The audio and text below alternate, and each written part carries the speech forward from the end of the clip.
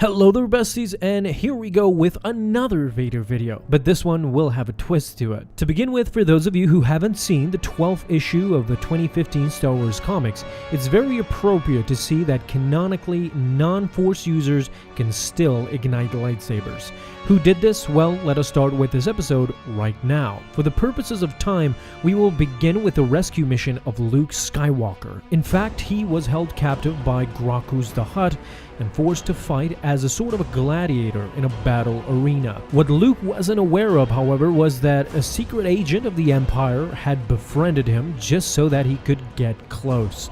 It was Sergeant Creel. After becoming a sergeant of the 501st Legion, he was then recruited by the Sith Lord Darth Vader for a deep undercover assignment to infiltrate Grakkus the Hutt's palace on Nar Shaddaa. However, Luke was mostly interested in the Hutt's artifact, most notably Ben Kenobi's journal. The Hutt had collected a number of ancient artifacts and especially black market Jedi artifacts, and he kept them in his palace located on Nar Shaddaa. As a matter of fact, when Luke Skywalker was first captured, Grakkus wanted him to open Jedi Holocrons that he had in his possession. Stick around because those holocrons will come into play later in the video. What happened to Luke is that Grakkus kept Skywalker in his custody so the boy could fight an arena match against Congo the Disemboweler, who Grakkus believed would triumph, allowing the Hutt to say that this fight brought the death of the last Jedi.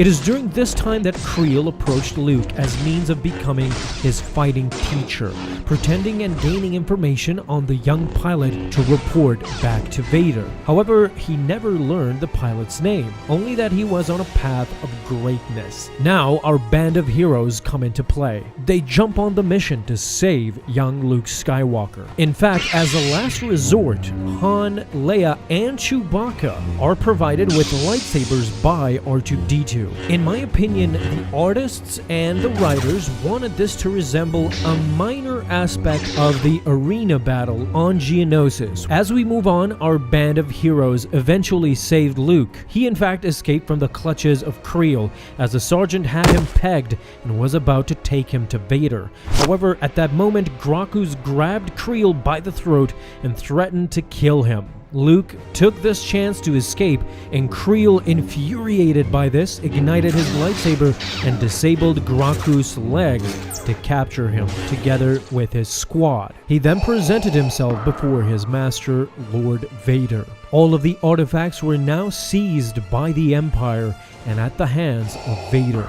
He intentionally did this just to wipe out the last remnants of the Jedi Order. As Creel was informing him about the growing power of the still unknown rebel pilot, Vader told him that he will be crushed, same as the rebellion, as he grabbed a Jedi Holocron in his hand and proceeded to crush it completely with ease. Mind you, while still talking to Creel. Insane. Just the sheer power and hatred he had shows that canon did start off on the right note even back on the 2015 comics, and in my opinion is still doing that in his younger days during these new issues coming out. But with that said, feel free to let me know your thoughts down below in the comments and what comic would you like covered next. Lastly, thank you guys so much for watching. Alright Star Wars fans, that is it for today. Thank you so much for watching this video, and if you liked it, feel free to leave a thumbs up down below and subscribe if you haven't already, and don't miss out on any of my future videos that I will post on this channel. Have a fun day my friends, and in closing, don't forget, may the Force be with you always.